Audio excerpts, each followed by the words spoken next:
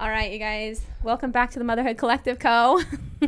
I've got Cait on with me again. This time she's in person, so it's really nice because we're not talking on a phone, so you'll actually be able to hear. Like audio is crystal clear. Hopefully. Maybe. Happy after Thanksgiving. By the time you guys hear this, Thanksgiving will be over. So hopefully you're home and settled and you haven't had too much family drama and you're over any sicknesses that your kids picked up from their cousins. Oh God. That doesn't really start happening until they're older, but then I know. I'm like, oh my God. This is like our first Thanksgiving with Oakley, and she's meeting my whole family for the first time. Oh gosh, it's and stressful. My aunt called yesterday. She was so sweet. She was like, do you guys need anything? Like, I'm going shopping. Is there anything that I could do to like make things easier so you guys don't have to travel with as much stuff? And then I was like, oh my God, this is so nice. And then she went into this whole like, oh my God, the whole family cannot wait to hold her. Like these people called and these people called. And all I'm thinking is like, she's going to be so sick when we go home. But yeah, just breastfeed the crap out of her like I do anyway. And so. Bring your carrier. That's what I used to do because my family, Brady's be family. Like, sorry, she's sleeping. Exactly. She can't be held right now. I would say, oh, she really needs me today. She's fussy. Yeah. She's real fussy. No one wants to hold a fussy baby. No. They're like, are you sure? Because that's like, true. She looks fine. Yeah. He's, that's what I used to do with Noah. Cause like Brady's family is a lot more, I don't know. They're practiced at boundaries. Yeah. My family is not. We're Midwest. Same. I mean, my aunts, my great aunts, they still kiss me on the mouth. Brady thinks they it's the do. weirdest thing ever. Okay, my dad still kisses his mom on the mouth. Yes. So we've talked about this before, but we come from very similar backgrounds. Yeah. Every time I go home, Brady's like standing in the back corner. I'm saying bye to people, and I've got like 5 great aunts that are like kissing me on the mouth. My great grandma. Everyone's kissing everybody. He's like, what is going on? So yes, no, I totally get that. And that's what I would do. I would put him in the carrier and I would just say like, oh, he's not feeling great today. So yeah, he's just going to be in my carrier today. I'm going to share this. My family's going to be like, that's what you did. This is what you did. I listened to your podcast and you lied to us. Well, you can blame it on me. Let's jump into why you're here. So we've had you on the podcast before. I don't feel like I need to do like a huge introduction, but you are a holistic nutritionist. Is kind of like the easy baseline. I have a bunch of random hodgepodge certifications, but I'm a nutritional therapy practitioner by trade. My undergrad was in nutrition and global public health, and then I went like full bore into nutrition stuff, and then went on and got further certifications in blood chem and oh my gosh, what else? Restorative wellness solutions. So things like stool testing, food sensitivity testing, all of that fun stuff. Yeah. And I used to be solo in my practice for the first couple of years. Now we have got a great little team. I know, and I love all of them. They're so great. Jetta, you just had her episode last week. And she's the sweetest. I'm so excited for people to hear her episode. Because at the time of us recording this, I haven't released it yet. But yeah, I'm so excited. It was great. It was so good because she talked all about bringing your or entering the workforce as a mom. Corporate. Yeah. So before she started working with us at Crowell & Co. Yeah. Yes. Which is so different this time around for her, which I'm so excited about. I know. I cannot wait. It's going to be so fun.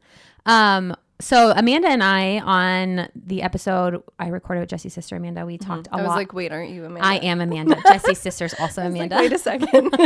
In the episode we recorded on postpartum depression, we talked a lot about how to avoid postpartum depression. One of the things we talked about was like nutrition. Yes, so I think we've laid the groundwork of why nutrition is so important when it comes to postpartum. And now I want to get into like the nitty gritty of like actually taking care of yourself postpartum. Yes. I'm so excited because I just went through all this. I know. We have a ton of postpartum clients. I'm super excited to hear what you say because after Noah, I was vegan, as you know, for 4 years. 3 of those years was before I was pregnant. And then I got pregnant and I was still vegan, had the most atrocious birth ever. And then I had a really hard time postpartum. And that was kind of when I realized like, okay, everything can't be fixed with chiropractic, right? Like, yeah. We always want it to be one thing. Yeah, like, what is that? I feel like there's like a breakthrough in our holistic health journeys when we realize like, I need to stop trying to search for this one thing that's going to like fix everything. You're like, it must be Gonstead. Yes. It must be this next like binder I am well adjusted and my baby's well adjusted. Yeah. Why am I struggling so hard? Yeah. And I remember the very first thing that kind of tipped me over was I had postpartum rage. Like how did I not expect that, being so malnourished and so tired, like, and a new mom? I don't know. But I would get so, like, Noah would be crying and I would feel like I could punch a hole through the wall. I wasn't acting on those emotions. Thank goodness I had the, like, ability to separate that. But it was when I got some labs run with a holistic health practitioner, and she, like, recommended some things, like eat meat, one of them. But also like, here's these magnesium supplements, like here's these things that we could fill in the gaps while you're trying to get your diet on point. And then at that point, everything turned around. Like, literally I felt instant relief just with the magnesium alone. Because I was so, I think, mineral deficient, and I was so making me so cranky. So mag is huge. Mag's a big one. So let's talk a little bit about postpartum nutrition. A little bit about why. Tell me what's going on in a postpartum mom if they're not focusing on nutrition.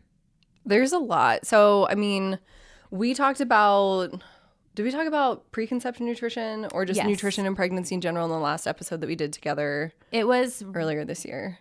I feel like it was mostly preconception, but we did go into pregnancy. Oh no, I think we were mostly preconception, because we have that course about preconception. So I think we talked a lot about that, but that's kind of where it all starts, right? Like, if we are going into, I don't know, I always like to pull out and look at the full big picture of everything, because that's really what postpartum is in my mind, is like this culmination of, you know, where you're at mentally, emotionally, physically, nutritionally at this point after you've gone through this massive life experience and going through all of pregnancy and going through carrying this child, you know, to term, and then going through this extremely stressful, whether you have a traumatic birth or not. Birth is very stressful on the body, and it's traumatic physically, like no matter what, really, in my opinion. I know. Jesse and I say the same thing. I don't care what your birth story is. You just went through something.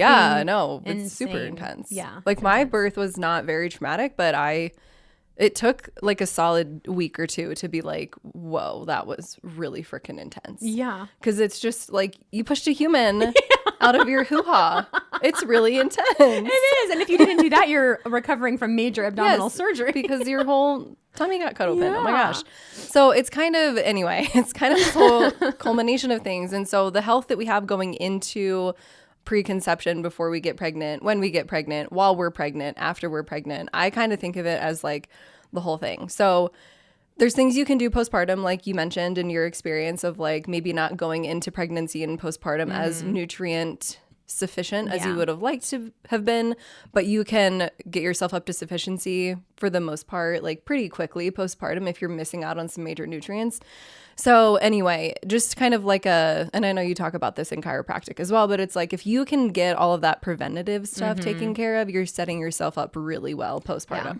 So that would be my first tip and trick, I guess, for everybody, is like, just get ahead of this stuff. Like, if you are vegan now and you want to get pregnant, or you are pregnant, like, that's like a whole other topic of things, which I'm sure you could speak on.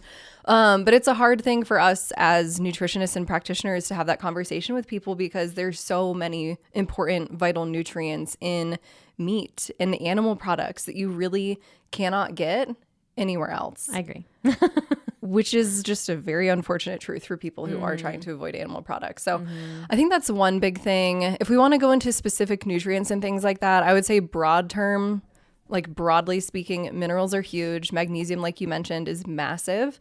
We have what's called a magnesium burn rate in the body. So when we go through periods of stress, acute or chronic, we burn through magnesium a lot faster than if we're just like hunky-dory and everything's great. So when we go through these acute periods of stress, like postpartum, we burn through magnesium very quickly.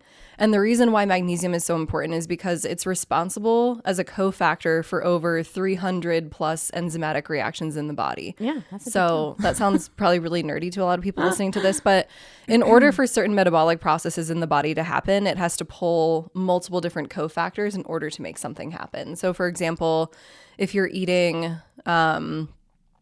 carrots and you're getting vitamin A from carrots, it's actually beta carotene is the form of vitamin A in carrots. It's not the active form. The active form of vitamin A is retinol. So the body has to convert beta carotene into retinol. But in order to do that, we need cofactors for that to happen. So magnesium is one of those things. like I said, there's over 300 processes in the body that require magnesium in order for something like that to happen, of certain nutrients to go from inactive to active, or cell-to-cell communication, or neurotransmitter conjugation and function. So we actually have enough GABA and we have enough dopamine and all of these things. So mag is huge. Trace minerals in general. I really love Redmond's Real Salt if somebody's looking for a simple way to just get high quality minerals, but they don't want to spend a ton of money on some crazy supplement. You can literally buy Redmond's Real Salt. It comes from a salt cave in Utah that is like thousands of years old, and it has 75 plus trace minerals in the salt. And you can get that on Amazon. I think the bags I get usually are from Sprouts, but you can order that on Amazon. That's an easy one. Yes. Or you could be like Lexi's husband, Lexi, who's on my team. Her husband bought like a 5-pound like jug, like a Home Depot like freaking plastic jug of salt that they just have at their house. So if you want to go bananas on that, you can do that too. But I love Redmond's Real Salt as like a quick one. One of my favorites, and this is a story from Jetta actually. So Jetta was not getting enough minerals postpartum, and her teeth went gray. Oh my gosh. They became translucent. That is like gray. There's a lady that's super famous on Instagram. I don't know if you've seen her. She like she gets all ready, or you like see her in the beginning and she has no teeth. Oh, no. And she like looks all old, and then she like gets ready and puts her teeth in, and she's like a glamorous like Victoria's Secret model. But that's her story, is she got pregnant and her teeth fell out. Oh my God. So this is the other thing postpartum is your body, and we know this through pregnancy, right? Your body will give the baby what it needs. You are the one who will suffer. Life's purpose is procreation, right? In all mammals, and 100%. You know, evolution doesn't really care about the mom. They care more about the offspring. So. Well, and that's like our body, we store so many minerals in our bones, and our teeth are bones. So that's one of the quickest ways to tell if you're mineral deficient or severely mineral deficient. It's not something that's going to happen right away. You can have symptoms of mineral deficiency postpartum well before your teeth start to get a little dicey. But Jetta, we'll have to share pictures or something. But Jetta, when she was breastfeeding Lily, her firstborn, who's now like 2.5, and she's adorable. She's so stinking cute and funny. She's got the best little personality. But Jetta's teeth went gray and started losing the coloring and the, substance to her teeth. And she started taking Quinton isotonic minerals and hypertonic minerals. That's one of our favorites. So if you are looking for like an expensive, fancy supplement, that would be my suggestion, is going for the Quinton isotonic minerals, and it's from Quicksilver. So you can search that and grab those. But that's what I've been taking all through pregnancy, all postpartum. That's good to know. No major issues. But there's so many things. Gosh, I feel like I could go on forever. So like, but postpartum, you've just had this baby, you've lost blood, you've lost blood pressure because all the amniotic fluid, the extra blood, everything's kind of dropped out of your body. You're tired. Because you're waking up at night. If you're breastfeeding, you're giving most of what you're eating.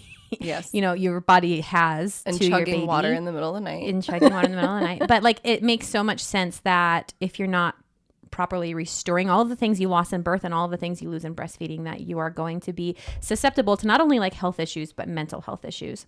100%. So we've got a lot of questions. You want to jump into some questions? Yeah, let's go. Some like specific things.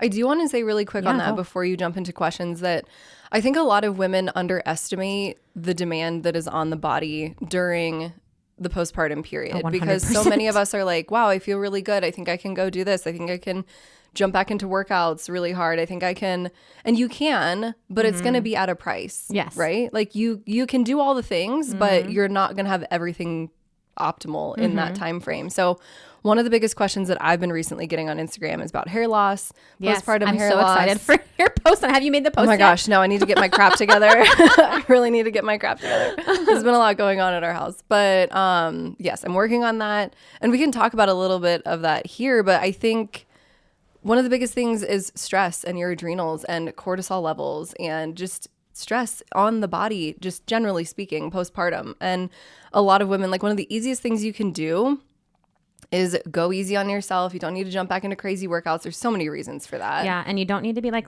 bouncing back looking like your body goes. It's fine to want your body to look great. Fine for that. But like, don't do it at the detriment of your own health in those first few weeks. Well, and the thing is, in those first few weeks and the first couple months, really, the body is healing so much that the more you work out, the longer you're extending that healing time. The body really needs you to settle in, get your cortisol level straight, get your blood sugar regulation straight, get your nutrient status back up, get your minerals back up. So the faster we full throttle everything else in life, and for some women, this is out of our control if we're working and things like that, which is super unfortunate.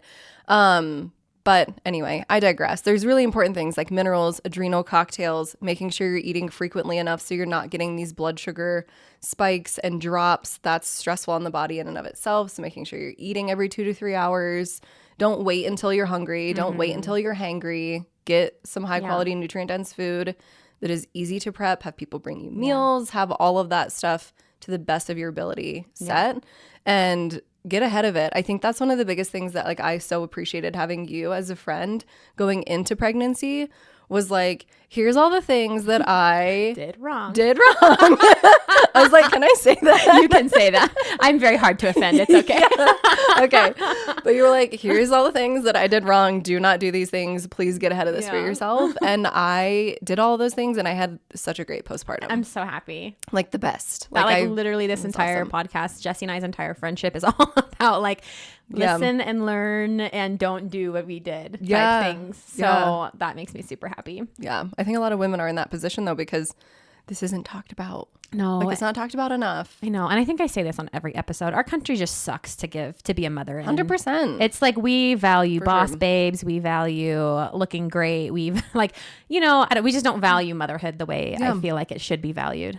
For sure. It puts a lot of stress on women to feel a certain way, look a certain way, be doing certain things and not following their intuition. And I think it gets a lot of us in trouble.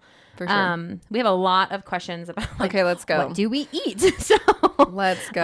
Rapid fire. I'm ready. Rapid fire. What are the best bedside snacks for a mom who plans to breastfeed? So I'm thinking here, things you can keep in your nightstand that don't need to be refrigerated. What would you recommend?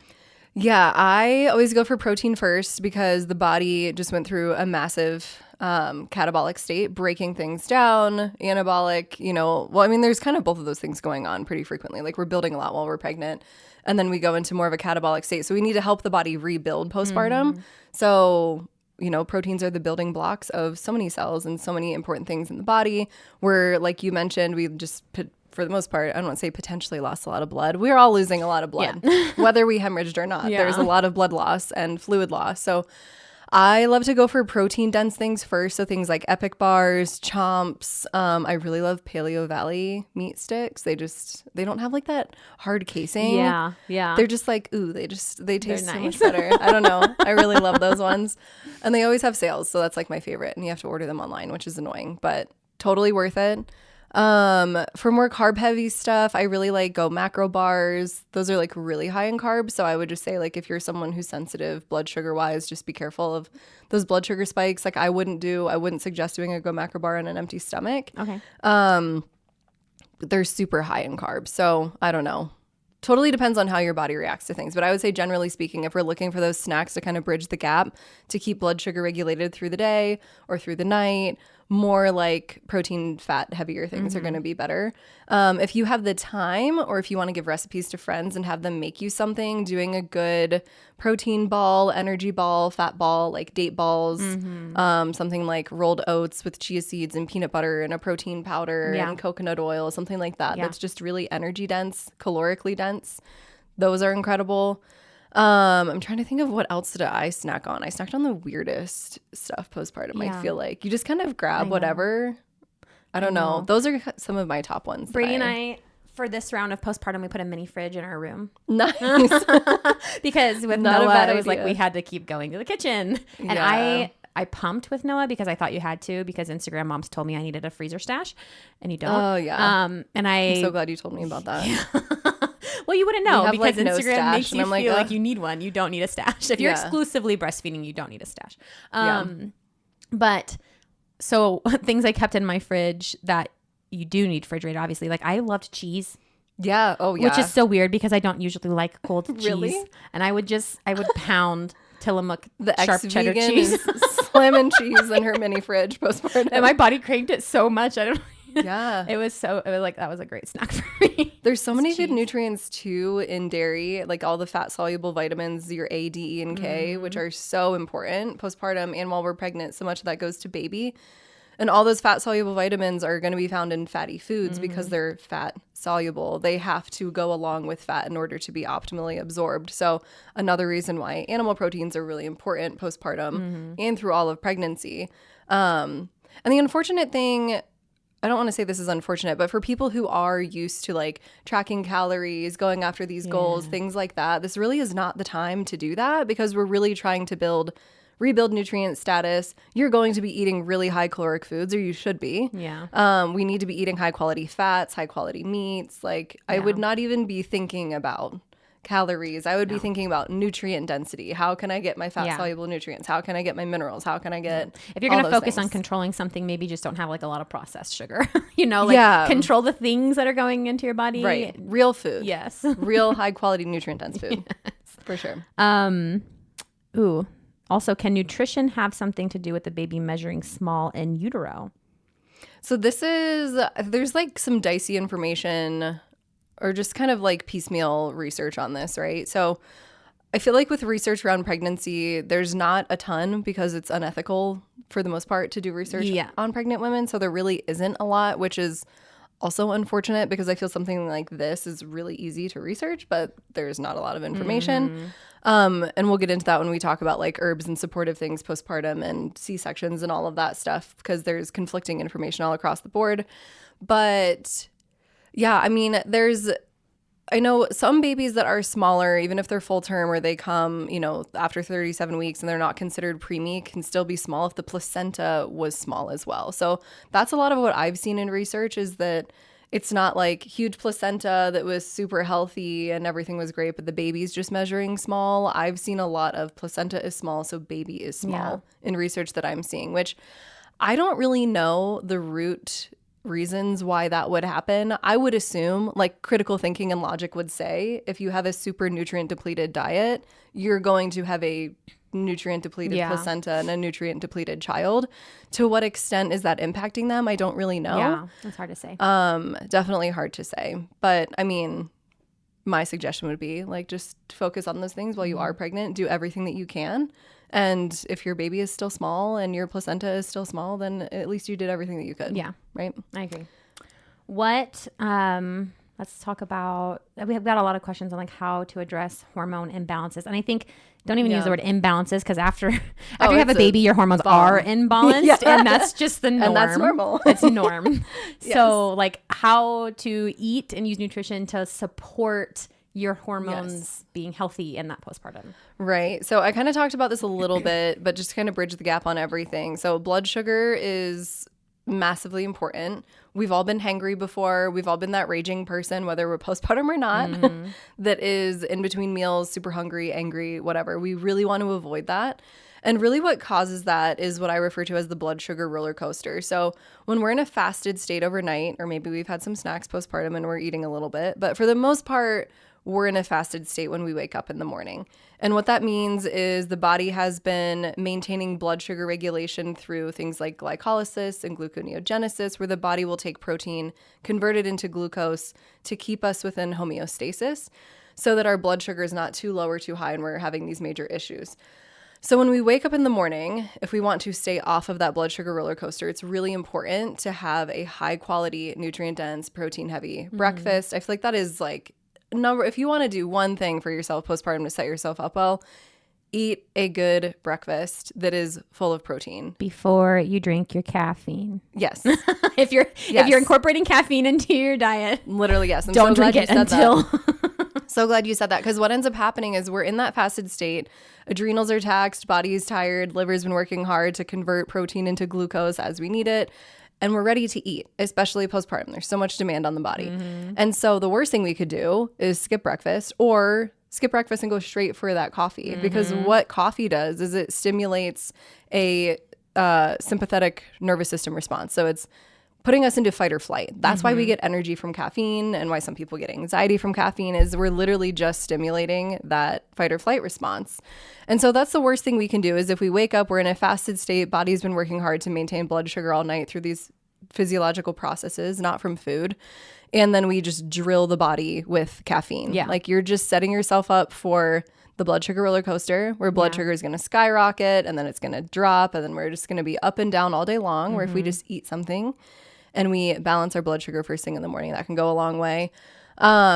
So yeah, anyway, going off on a blood sugar tangent, but we're talking about hormones. And the reason why I'm bringing up blood sugar is because blood sugar is really the foundation for hormones. So many women are like, I want to see my hormones. I want to look at my hormones. I want to pull my hormones. I want to see my Dutch panel. I want to see my cortisol levels. But the reality is your blood sugar is really one step below hormones. So if we're looking at blood sugar regulation, blood sugar is regulated, we're more likely to have more regulated hormone levels. The other thing when it comes to balancing hormones postpartum is the liver conjugates most of our excess hormones that are coursing through the bloodstream. So there's a lot of stress on the liver during pregnancy and especially during postpartum because we're going through these massive changes in the body, but also massive hormone fluctuations. So and this is the same, even if you're not pregnant and you're just having a normal period cycle and you go through really crappy PMS or any type of premenstrual challenges, that's usually a really good sign that the liver and the gallbladder are backed up and we need a lot of support in those areas and in the digestive tract. So I always think about the drainage funnel, meaning the God-given detoxification pathways that clear toxins out of the body. So we have metabolic processes from our cells, from our organs and our tissues, from our lymphatic system that drain into our liver and our gallbladder, and then out through our colon, through our bowel movements. So if we're constipated postpartum, which is pretty common. Especially if you had a C-section. That's awful. Yes. Yeah, with all the meds and things. The meds, and then they literally pulled your colon out of your body and it's having to reattach with fascia to your other organs. Yes. And so peristalsis isn't happening. It's a whole thing. It's awful. Yes, yes. But this is huge for so many women is like if you can just get yourself having consistent bowel movements, you're setting yourself up for better hormone conjugation. Because if you think about that funnel of how the body clears toxins, you would almost think of the bottom of the funnel as the colon and your bowel movements. And if that is backed up, everything else is going to be backed up. Hormones, excess hormones that are flushing out are not going to be cleared. They're going to recirculate. You're going to have more of those pesky postpartum hormonal symptoms. So one of the best things you can do is support the colon. One of my favorite ways, easiest, least invasive ways to get bowels moving is magnesium citrate. There's a ton of different forms of magnesium. There's like threonate and glycinate and all sorts of different ones. And so mag citrate is one of the best ways to get bowels moving. Is that what's in the element packs? Is citrate? I feel like don't it is. know. I want to. Salt will get your bowels moving too, though. So element. Sometimes we have clients that go on element and they're like, "I'm crapping my pants. What's going on?" I want to say it's magnesium citrate. Don't quote me on that, but LMNT element. Yeah, you can buy them online. They're great. Yes, those are great. Even just to get good salt back up and help with blood pressure postpartum, but also. Natural Calm is one of my favorite magnesium supplements too. That's like just straight up mag citrate, and they have flavorless. They've got all sorts of different flavors that are great too. And then liver support. Liver support is huge. There's products from companies like Earthly and Wish Garden Herbs that have like postpartum balance, and you'll see pretty much in every single herbal tincture postpartum is dandelion root. Yeah. Dandelion root is one of the easiest, safe for postpartum, pregnancy, breastfeeding, all those things, to support liver function. Yeah. How is drinking the tea versus taking the supplements? I honestly feel like it's just preference. Okay, good. I don't think one is better than another. They're kind of digested the same type of way. They're all going through the digestive tract because there's capsules for dandelion root and then there's the tea. I always like to do the tea lattes. I feel like we talked about this. They're like my favorite. I drink it every single day now. I do, but I add in Equip protein, the vanilla protein. I have that right now in my coffee. Yeah, vanilla protein, collagen. I do a little dash of syrup. You need maple syrup because the tea's gross. And then the tea is really bitter, but that's why it's effective for the liver. The liver loves bitter herbs, and dandelion root tea is very bitter. So definitely spruce it up with a little bit of something. So in short, to help your hormones postpartum, make sure you're pooping. Poop. Support your liver and blood sugar regulation. Okay. Huge. Huge. Yes. While and keep moving. I would say lymphatic system. Go for walks when you're able to. Move your body. crawl around on the floor with your baby. Yeah. Like, just get your body moving. There's simple things like dry brushing, castor oil packs. Those are kind of like, some people are like, this is safe postpartum, or this is not safe postpartum. I feel like castor oil packs are like an easy one too. Or even putting castor oil on your liver, over your liver before you go to bed can be helpful. And that's fine postpartum? Yeah, I'm like hesitant to say that. Okay. It's one of those things where it's like researched but not researched well enough. Some people say it's fine, some people say it's not. So at your own discretion, but like I've done that. We have a lot of clients that feel comfortable doing it. I mean, geez, we take freaking opioids postpartum and we're like, can I put castor oil on my liver? Literally, I didn't even know fentanyl was a drug that was used for C-section moms. Oh, and epidurals.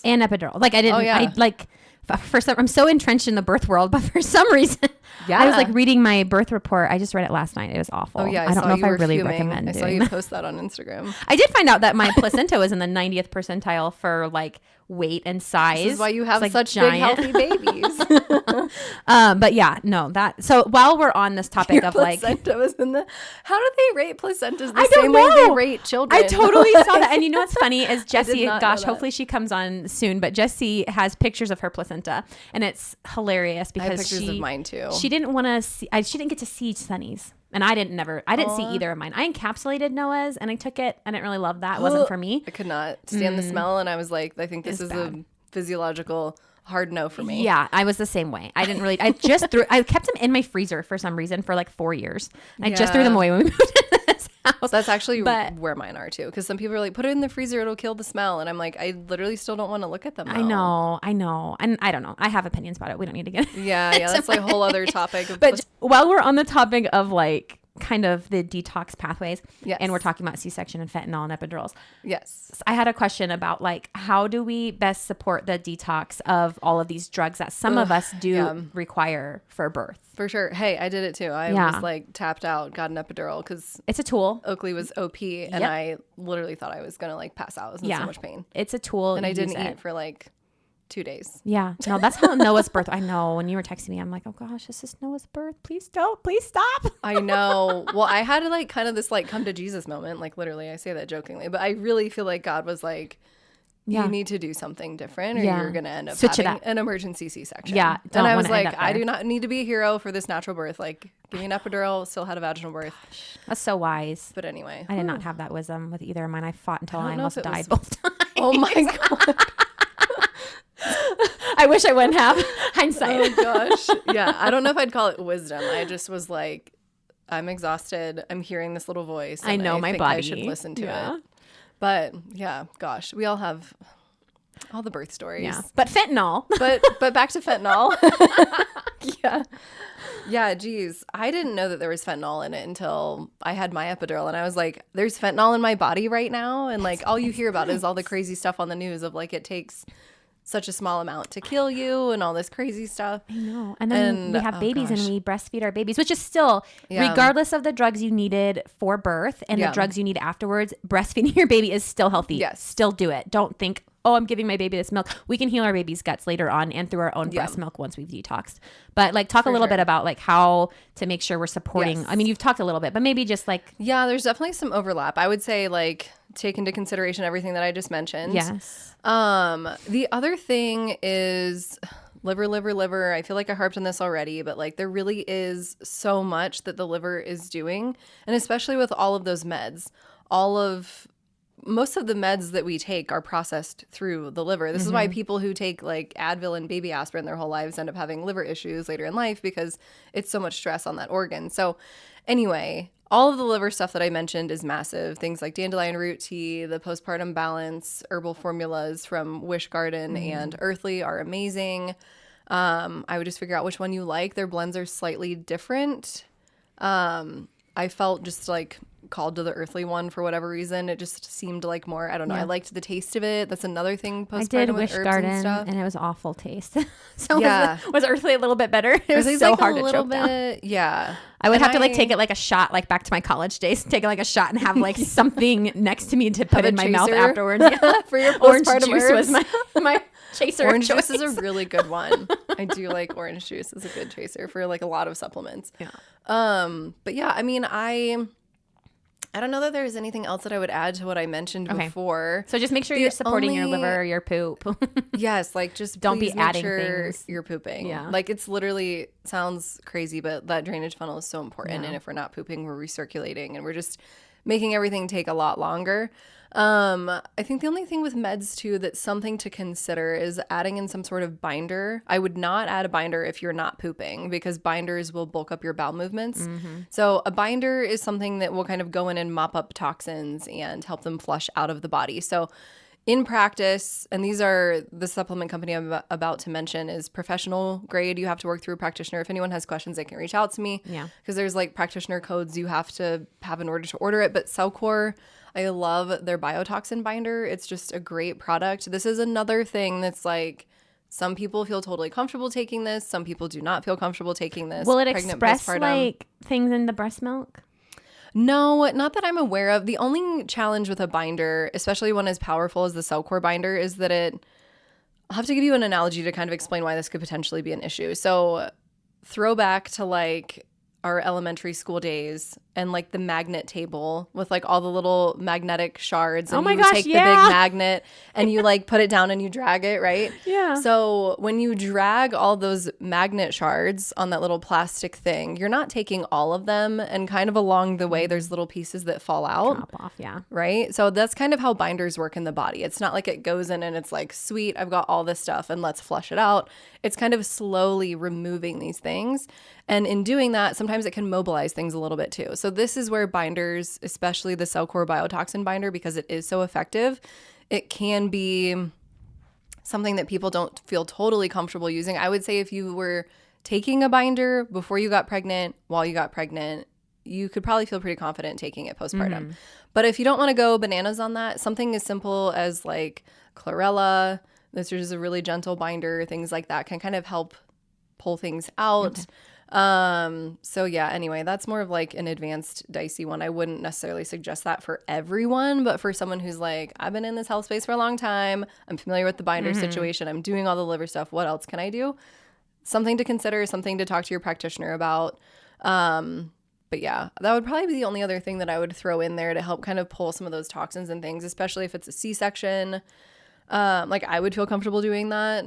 But I know not everybody would feel that way. But there's just so much that gets pumped into the body. And I honestly think, too, like we get really crazy in today's world in the holistic health field, especially on Instagram, to be perfect, to have no toxins, to do all the things. And like, it's okay. It's okay to have all the meds. It's okay to be doing what you know best to support your body and just wait it out.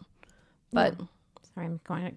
A lot of these questions are super repetitive. Because like a lot of people have the same questions. So yeah.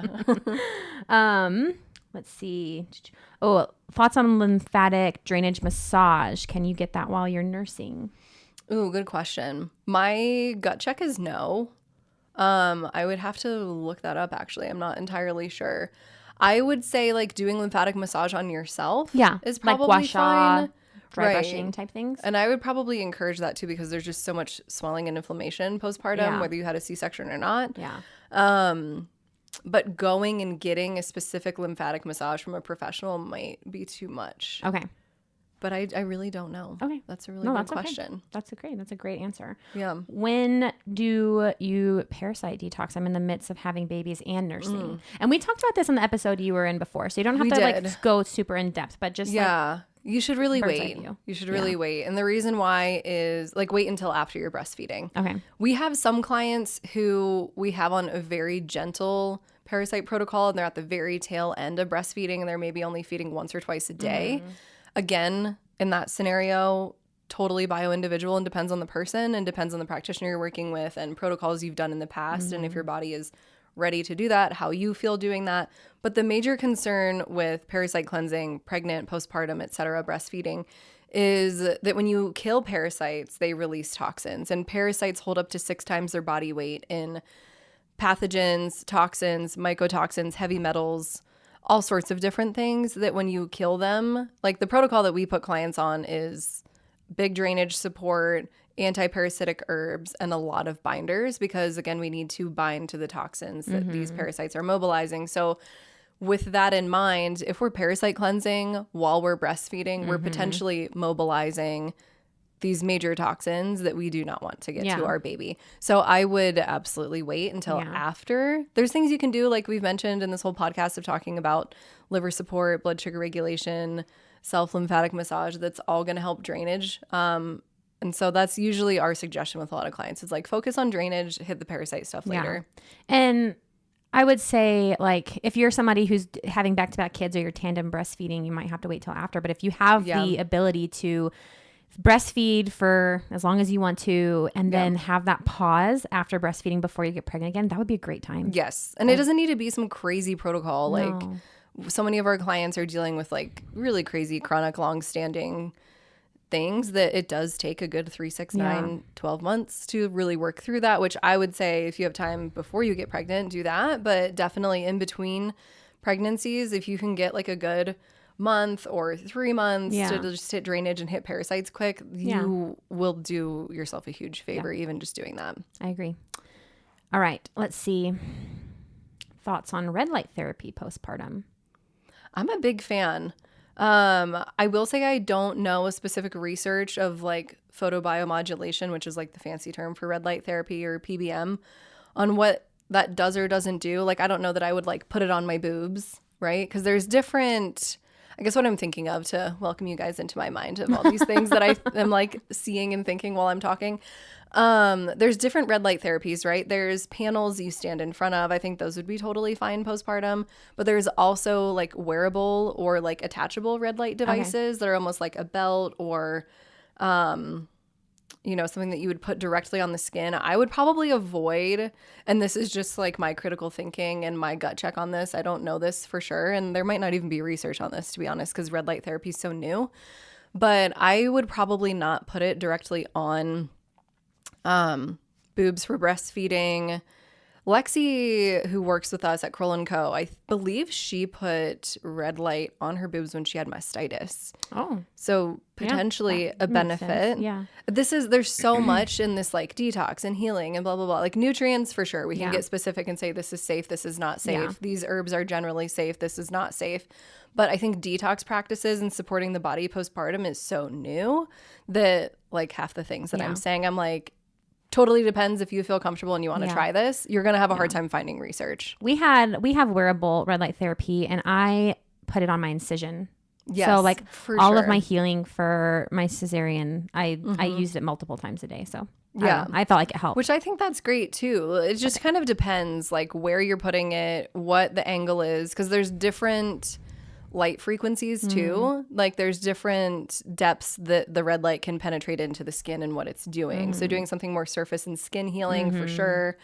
I would confidently say that would be safe. Yeah. For something like Lexi wanting to use our red light that we have for mastitis is like, I don't know. What is that doing on your ducts and how is that impacting breastfeeding? I have no idea. Yeah. But Go for it. Yeah, you can't really research those things. Let's see if this. It's so really hard. Are there any foods you would recommend avoiding while nursing?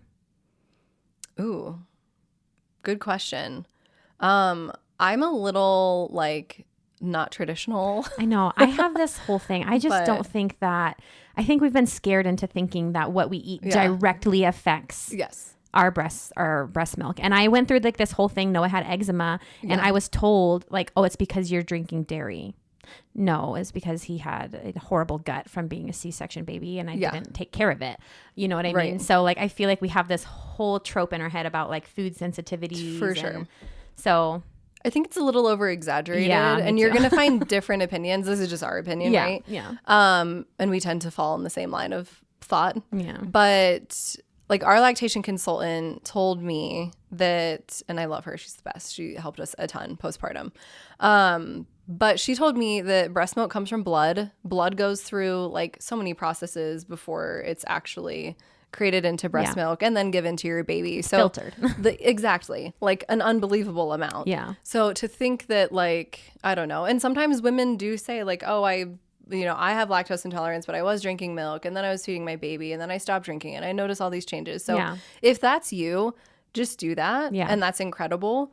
But I don't think that there's anything major, food wise specifically that I would be like, hard pass. But I also would encourage anyone to read the book, Expecting Better. It's a book that I read. It kind of talks specifically about pregnancy, not necessarily breastfeeding, but I feel like those things go hand in hand of like what's quote unquote safe. But a lot of the old thought processes of like, don't eat sushi, don't eat deli meat, don't, all of those things. I think there's a lot of women while breastfeeding still hold themselves to that same standard. And I totally am not on that bandwagon. Like I ate sushi while I was pregnant. I ate deli meat that was nitrate free while I was pregnant. I drank raw milk while I was pregnant. Yeah. And I'm still doing all of those things postpartum while breastfeeding. So, I mean, obviously be mindful of like certain herbs and things that you're taking. I think there are things that do have contraindications with breastfeeding, but generally speaking, there's nothing off the top of my head where I'm like, oh my gosh, this food, don't do it. Like I don't know. What about caffeine? Caffeine is another bio-individual thing. Yeah. I think that some women tolerate it really well, feel really good. They feel better postpartum drinking it. They don't notice any significant changes with their baby, whether they do or don't drink caffeine. Yeah.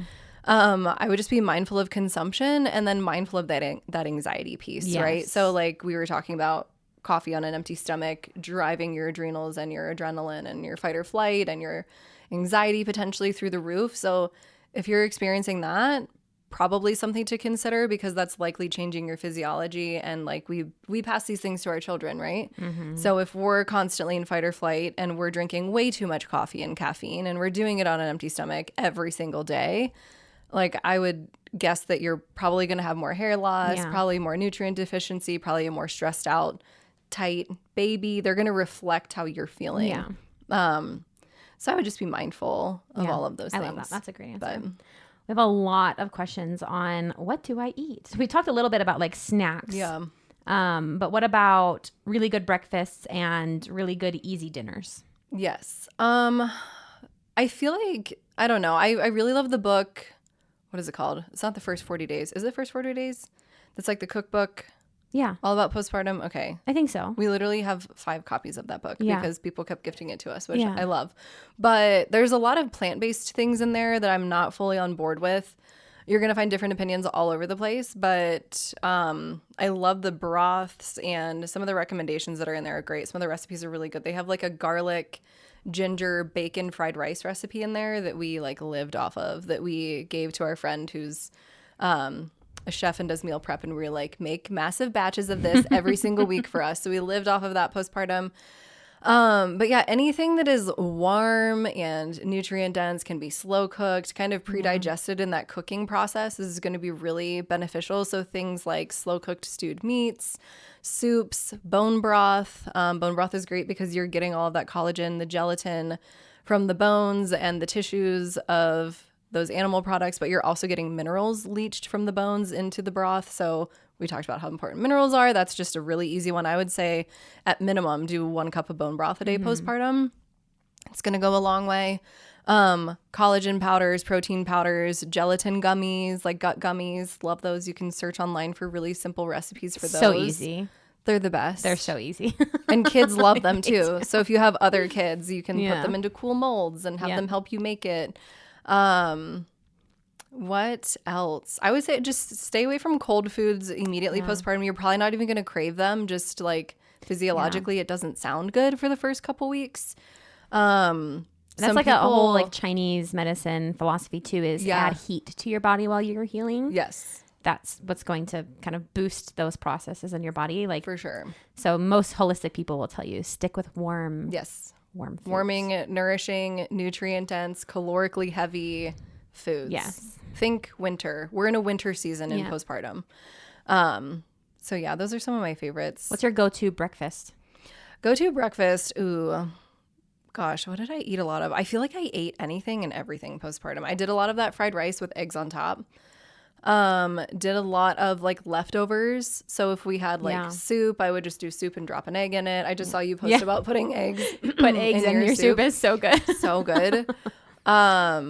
Yeah, I threw eggs on top of like everything. Like we had pasta dishes from friends and I was like, put an egg on it. It's breakfast. So you don't need, it's not like rocket science postpartum. No. Just get and food. Eat just the same food. I feel like there's this, especially on like moms, like in our world of like I don't know, I'm a stay-at-home mom. Yeah, same. And I'm cooking all the time. And there's like this pressure to like diversify things. Don't diversify. No, you know what I eat for breakfast every freaking morning is just 2 eggs fried in grass-fed butter with runny yolks. Yeah. That's what I eat. Yeah. And then I'll have other things with it. But that's like my staple breakfast. Get your fats, get your protein. Anything. So just cook some eggs. We're a big fan of eggs. Yeah. Do the egg thing. Great.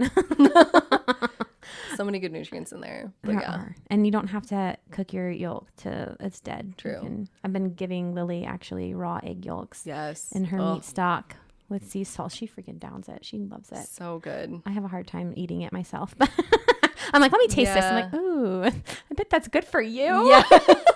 That does sound like an interesting blend. Somebody asked, and I have opinions about this too, but like she's saying breastfeeding and weight loss, is this possible? How? Okay, so this is another one. We kind of talked about this at the beginning of like, you can't have it all at the same time. Yeah. You can have everything you want. You just can't do it all at the same time. Yeah. My thought, and I'm curious what your thoughts are too, but like physiologically, the body is going to drop weight postpartum almost immediately after birth, right? We've got weight in our boobs, weight in the placenta, weight in the fluids, weight in the baby that we're carrying, weight in the extra blood that we have. You're naturally going to drop weight. You're going to lose inflammation. You're going to lose all sorts of things. The body's going to go back to its natural homeostatic state, whatever that looks like for you postpartum. It's going to be different. It's not going to be perfect. For a lot of women, and I experience this too, you're going to lose your butt. You're going to get a nice, cute little butt while you're pregnant, and you're going to lose it. It's called the mom pancake butt. Yes. Yeah. Currently living that life right now. Yeah. Here we are. But you're like, I fit into jeans. This is great. But it's like this false sense of like, I'm back to where I was.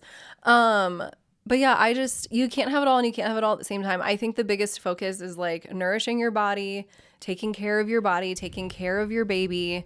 I have really like harsh opinions on this, and without sounding like a raging a-hole, like we have to get out of an unselfish state postpartum. Like it's not about you, it's about your baby. It's about nourishing yourself, and that's going to look very different potentially for a lot of women postpartum than it ever has.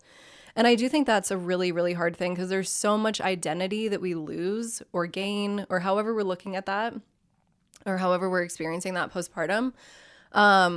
It's going to be different for everyone, but I think that process in and of itself is part of the refinement that we go through as mothers, that I think it's very important on so many levels that we just sink into accepting that. So to speak to breastfeeding and weight loss in general, I'm kind of like sidestepping this conversation, but point blank, if you are putting your body under too much stress or we're in too low, in order to lose weight, you have to be in a caloric deficit, right? I don't think that's a smart thing to do postpartum from a nutrient standpoint, from a breastfeeding standpoint. Like we need to be in a surplus to be creating this liquid gold to give to our kids. In my opinion, it's just not the time or place to be doing that. And a lot of women will end up losing their supply or having a shortage in their breast milk supply as they start working out and their body's under more stress, or they start cutting back on calories and they start doing these things. I think that's something that in the facade of social media, we don't really see, where women are like, I was low in my supply and then blah, blah, blah. And it's like, well, what was your stress level like? What was your birth like? Did you have a traumatic birth? Are you cutting calories? Are you working out too hard? Are you, and that looks different for everyone. I wish I could say like, don't do more than X amount of cardio and don't get your heart rate over this or it'll impact your supply. Like I have no idea what that looks like for somebody else. I only know my body and how I feel. Yeah. But yeah, I don't think it's a smart thing to do. I was just on a call yesterday actually with Cait Crowell, and he was talking about his book, The Rain Barrel Effect. Slightly different topic, not pregnancy related, but the commonality here is that he was talking about a client that he had that wanted to lose that last 5 pounds, but also wanted to normalize their thyroid numbers. And he was like, okay, you have to pick one. Yeah, which one do you want? Which one do you want? You can't have both at the same time, because the body doesn't just we can't just put it in a box in this type of way that society makes us think that we can. And the reality also is that a healthy postpartum is going to look different for everyone. But generally speaking, the mama who's got a couple extra pounds on her, who has a great breast milk supply, who has a great chunky, healthy little baby, has a much healthier outcome than the mom who bounces back and looks amazing and looks perfect. And I don't want to throw anyone under the bus, Yeah. Because some people naturally just drop the weight, get strong, and they can go but do that and they when heal you're fast. On the outside and you're looking at the mom who bounced back, right? I was just at the gym yesterday. And when I go to the gym, you'll see me like post things, I'm going to the gym. I do not work out to the point of exhaustion. I work out to the point of energy. I get energy at the gym. And you should. I'm not doing a ton of stuff. But someone came up to me and he was like, weren't you pregnant a couple of months ago? And I'm like, I was. He's like, oh my gosh, how's like, is your baby healthy? You know, how old is your baby? I'm like, oh, she's 5 months. He's like, you couldn't even tell you had a baby. And in my head, I'm like laughing because it might look to people on the outside that I have bounced back, right? Or that I whatever you have your opinions of what I look like. But like in the mirror, I don't think so. No. I don't feel like that. You know what I mean? Like, so when you see the women on Instagram and they're posting pictures of themselves, like don't just assume that they look their best, you know? Yeah. And then also I would say after Noah, when I was pregnant with Noah, I'm a very thin human being naturally. My whole family is. And the entire time I breastfed, I held on to an extra 5 pounds. Yeah. Totally planning on doing that right now. Yeah. When I stopped breastfeeding, that went away. And that is like, that's our body's protection. You have to have fat stores and nutrient stores in your body to feed your child. So if you want to feed your child, you're probably not going to look like you were 2 years ago. And that's okay. For at least a year. It's not your time right now. Right. It'll be your time later. Right. It's not your time right now. Right. And that's okay. I agree. But then also there is this whole thing where moms will be like, well, I'm just not going to eat right now because I want to lose weight. But then 3 hours in, they're so starving that they're pounding food. And now your body is going to grab onto every bit of nutrients from every food you put in your mouth because it says, okay, I'm going to be starved. Yes. You know, I'm going to be fasting all day. So I'm going to hold on to all the things and we're not going to lose weight because we're going through this like cycle of binge eating. Right. Well, and that I'm so glad you brought that up too, because there's so much of binge restriction cycles that, in my opinion, are purely physiological. Yeah. And like if you're not getting enough calories, if you're not getting enough carbohydrates, which we need good solid carbs to breastfeed properly and have high quality stores. That's why people are like, you know, oatmeal and grains are really important. And we talked about this, like to what extent, I don't know, carbohydrates, like we need all of our macronutrients when we're breastfeeding. But it's one of those things that's like, it is going to look different for everyone. And I don't know. Yeah. I feel like I have harsh opinions on this, like to the outside world. I know we kind of feel the same way, but I do think that, I don't know, like you said, you'll have your time. Now's not your time. And what's your mindset around losing weight? Yeah. Did you gain so much weight that it's unhealthy? Because if you did, then I think you could lose weight while breastfeeding just by making sure you're eating really healthy foods and you're moving your body. Right. That's simple. Yes. Not in a caloric deficit, not busting your butt at the gym, just eating right. Eating healthy. Walking. Yeah.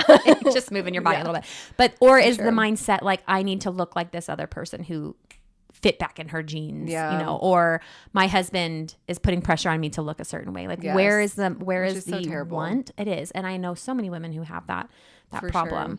Sure. But where's the mindset? Where's the want for losing weight coming from? And like, let's address it. Because if it's an unhealthy want, I think it's more mental work than it is physical work. For sure. But I almost feel like that's like the refinement of pregnancy and birth. We're called to work on these things. Like I would encourage anyone who is maybe triggered by this conversation, parts of this conversation that we're having, or has been triggered by certain things in their life already, postpartum or pregnant or whatever. This is not like a bad thing. It's not something that you need to continue to like shove down and run away from. I would get curious about where you're triggered. At least this is how I think about it, is like if I'm triggered, it's an opportunity for healing. Yeah. Why is this triggering to me? How can I work through this so that this doesn't trigger me? Like it's usually a cue of something that I need to work on personally. Like no one likes to be triggered. Yeah. It's not fun. Yeah. No, it's not. But that's like a internal journey. Someone asked like, what, I've got actually a couple of questions, like advice for when you have no appetite and you're breastfeeding. Yes. That is a huge sign that your body is stuck in fight or flight. So if we are in a fight or flight sympathetic nervous system state, we are going to essentially be shutting down digestion, shutting down those cues, high cortisol levels in the body. So that's just kind of an explanation of why that might be happening for you. I would just encourage you to eat anyway. And you need to slow down. You definitely need to slow down and get back into your body, get back into those cues. And sometimes that can be really challenging. something as simple as like getting outside in the sunshine with your baby and putting your feet in the grass and just being there, being in that moment with your child, settling in, getting quiet, trying to calm things down.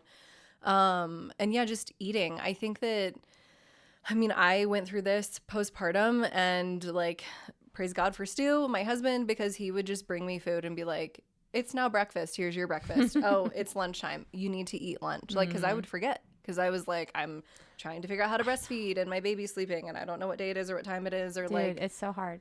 It's so convoluted. I feel like after Noah, so convoluted. I think maybe because I was overproducing so much, I was hungry all the time. Yeah. And I was just snacking throughout the whole day. I never didn't have like food in my hands. Yeah. This time, I think I posted this on my stories. I was like, I never understood people who forgot to eat until I had 2 kids. Because literally, like, I'm wearing this baby. I have a house to run. I have a kid to homeschool. I have 2 dogs that need to be taken care of. I've got to breastfeed. I've got all these things to do. And we get to like lunchtime. I'm like, oh my gosh, I haven't had breakfast. This is not healthy. Yeah. And it just sure. definitely took me some time to, I think, regulate my nervous system. I think that was very smart.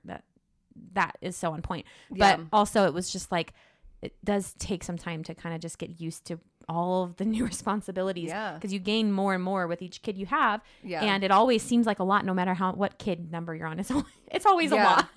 So like, for sure, giving yourself some grace and time to like, definitely. Yeah. Breathe. For sure. And if you need to, just like make sure you're looking at the clock. Yeah, I mean, my team makes fun of me. I've done this since before I had Oakley, but I have alarms on my phone. It's like built into my Google Calendar that's like breakfast every day at 8 a.m., lunch every day at 12 p.m., a snack at 3 p.m., and dinner at 6 p.m. And do I follow that to a T?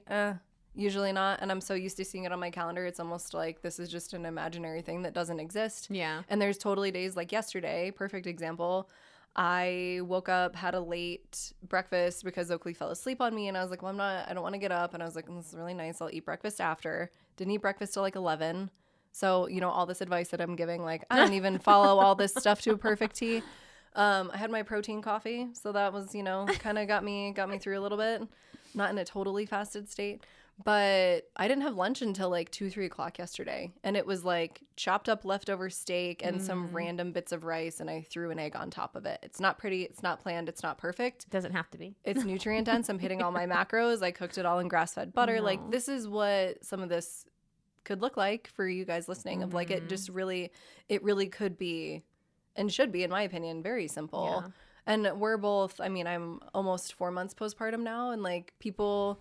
Like, you get to that point and it's like people kind of forget, the meal train stops, you're getting back into your flow, which is just an organic progression of the postpartum period. But I think finding your own ways to make that work for you is really important. Like grabbing all the random stuff from the fridge and sitting your butt down and just eating something, even if you're not hungry. One thing I've noticed too, and some of you listening might have noticed this also, is that even if you're not hungry, you start eating and you're like, oh my God, I was so hungry and I had no idea. Yeah. Because you finally give yourself that space. Yeah. To shovel food in your mouth. And if you need like a regular reminder when your baby's eat something.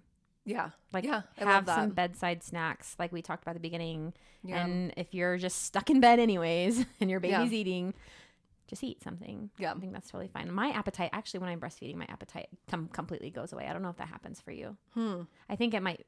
I feel like I have some triggers for my sexual abuse though. So that that feeling could be part of it. Kind of like makes me nauseous a little bit. But yeah, I'll take one more question because we're running out of time. Someone asked like, what are some really great nutrient dense meals we can make ahead of time for postpartum? Yes, I love this. Bone broth is an easy one. You can freeze it. Chili, you can freeze. Soups, you can freeze. All the soups. Yeah, I know you're a big soup fan. I love Jessie. Jessie was like, Amanda made me another soup. I love soup and I love bread. Yeah, that's an easy one. Make some bread, freeze loaves of bread. Yeah. If you make sourdough or your friends do. I also really love...